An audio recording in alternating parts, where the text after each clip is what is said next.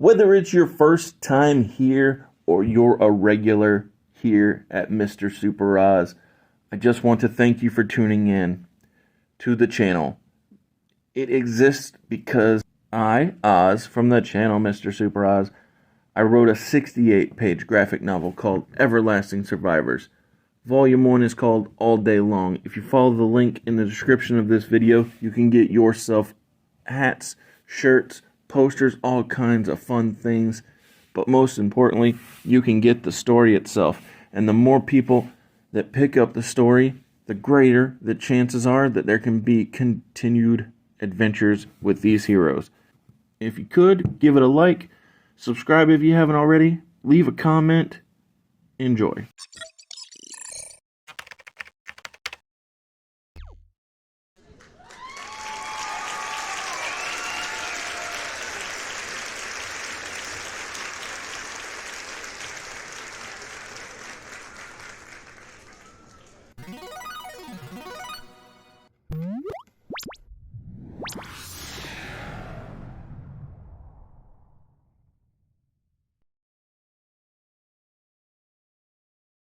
The countdown videos have always done pretty well. I mean, obviously, all of the big name wrestling channels, whether it be What Culture, Cultaholic, Wrestle Talk, all of them, they do countdown videos. And, you know, even What Culture non-wrestling videos, they do countdown videos too. And not that Mr. Super Oz is exclusively wrestling content, but when it comes to that grandiose time of year of WrestleMania, it's always nice to talk about wrestling. And so with that, I started going back and I was checking out. I mean, I guess it all kind of started last year when WrestleMania Goes Hollywood again, and then I went back and rewatched WrestleMania Goes Hollywood the first time. And so with that, I came up with the idea, hey, instead of just watching and reviewing the pay-per-view, what if I count down from worst to best the matches on the card? And so that's what I'm going to do. There were 12 matches at WrestleMania 20, and the 12th match, the worst match of the card, was 100%, and spoiler, you'll see this as a common occurrence throughout all of the WrestleMania countdowns, and the worst match was the Divas tag team match, because we were in this era of women's wrestling being Divas wrestling. They often had the trope or the sadness of fighting because somebody else got your spot on the Playboy cover or interior even. And with that, this it was one of the weaker times for women's wrestling. The number 11 match, while in the future, goes on to have quite the lineage and legacy, because Goldberg and Brock Lesnar were able, I think like 10, maybe 12 years later, to prove that they could go. And it wasn't that they couldn't go here at WrestleMania 20, but it's the fact that everybody in the crowd knew that they were going away, that is why it got booed out of the building. And the referee, who in this match was Stone Cold Steve Austin, was the one who got cheered, is what made this fall so low on the countdown. Because when you have these two hosses of Bill Goldberg and Brock Lesnar, and then the whole crowd hates it, it really is distasteful. It's unfortunate. The number 10 match of the show, and the reason it falls here is because it was just so uneventful, unfortunately, and I won't say fully pointless, but just less than, is the SmackDown Tag Team Championship match. And the number 9 match is the Raw Tag Team title match. And the problem with this is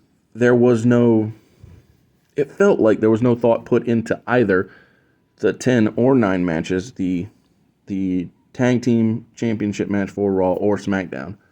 And it just seems like both were kind of just thrown out there and said, "All right, good luck. Don't go, don't go too long. Don't do nothing too special." And yeah, that's the unfortunate nature of Vince McMahon booking tag team wrestling, and it seems like they all suffered for being in teams. But speaking of tag teams, the number 8 best match of the show was Evolution versus the Rock and Sock Connection in a handicap tag team match. And this is really the first. We're entering the level of really well executed matches, because the crowd was so strongly behind The Rock and Mick Foley. And, this is young Dave Bautista, this is young Randy Orton, and this is a Ric Flair out to prove that he can still go. So, yeah, number 8, Evolution versus Rock and Sock Connection was, it was one of the better matches. It's actually the beginning of the matches becoming good. Number 7 was a match that encapsulated this era of SmackDown, and that would be the Cruiserweight Open. I always loved the presentation of the cruiserweights in this time, whether it be Rey Mysterio or Jamie Noble, the man who would go on to become Jimmy Wang Yang, Akio at this time, Tajiri.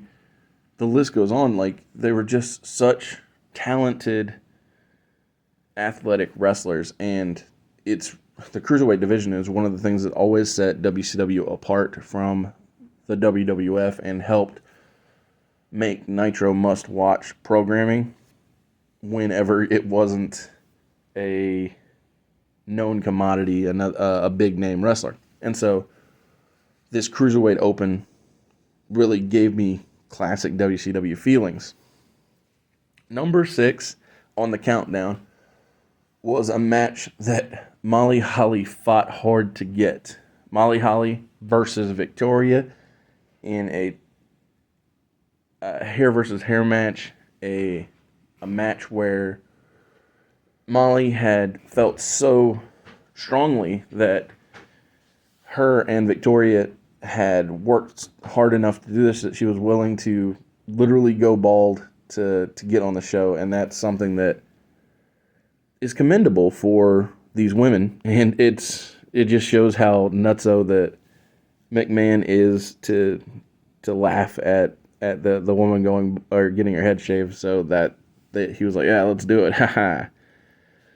The 5th best match of WrestleMania 20 was the return of the Dead Man, and out to seek revenge on his brother Kane. Oh yes. It's such an iconic and epic entrance. The Druids holding the flaming torches, the Undertaker, coming back to his classic form. He didn't grow the hair quite as long as I maybe would have liked for the classic look to be all the way back, but the match itself was everything you needed it to be for the Undertaker coming back from that buried alive shenanigans that they had going on at Survivor Series. The funny thing about the 4th best match of WrestleMania 20, a couple things. One, it was the opener, and 2, due to how that the main event is treated in the modern age, WWE, Vince McMahon, and the like pretend as though John Cena versus The Big Show for the United States Championship was a more prominent match than it really was. I mean, don't get me wrong, it was a well-executed opening match. It was one of the matches that really showed John Cena's promise as far as becoming a top guy.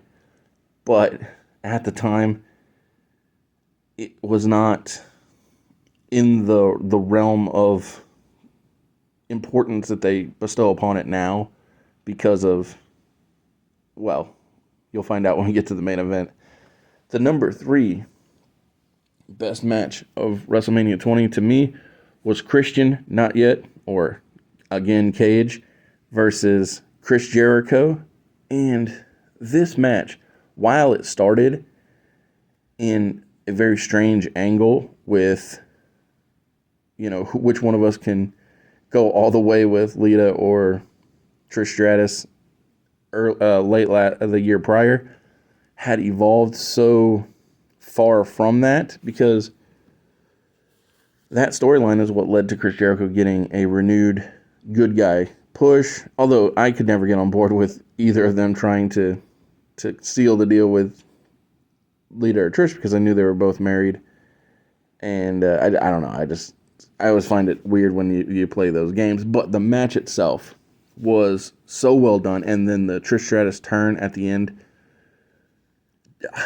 I feel like if Christian and Jericho were not in AEW currently, this match would be touted much stronger from the WWE side of things, because of the ingenuity, the intrigue, the fun of the finish.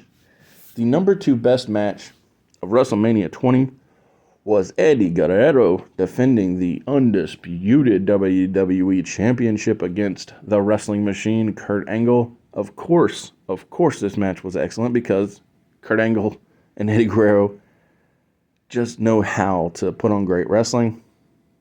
Again, this match, much like the John Cena and Big Show match, in the retrospect, gets more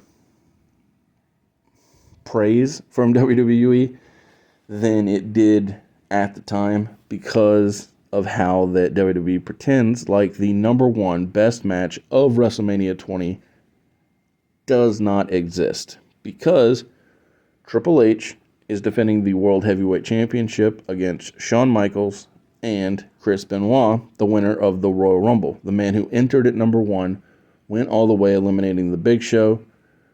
And, obviously, given the tragic ending of his story, or his family's story, due to him, this match gets washed away, they pretend as if it never happened. But the fact is, it was the main event of WrestleMania 20, and it was for sure the best match of the show, which is not always the case when it comes to WWE, with the main event being the best match. A lot of times I feel like the main event tends to be a letdown, whereas this one was not. It was for quite some time, and I think an argument could still be made, the best triple threat match ever.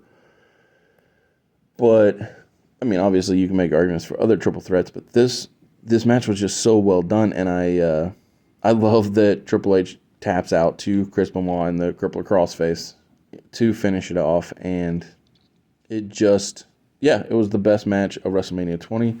Thank you for tuning in to the countdown. Be sure to come back next week, when on Monday I will review The Invention of Lying on April Fool's Day, and then this next Friday will be the WrestleMania 40 triple shot. What I think will happen, what I want to happen, and my wild card pick for WrestleMania 40. Enjoy.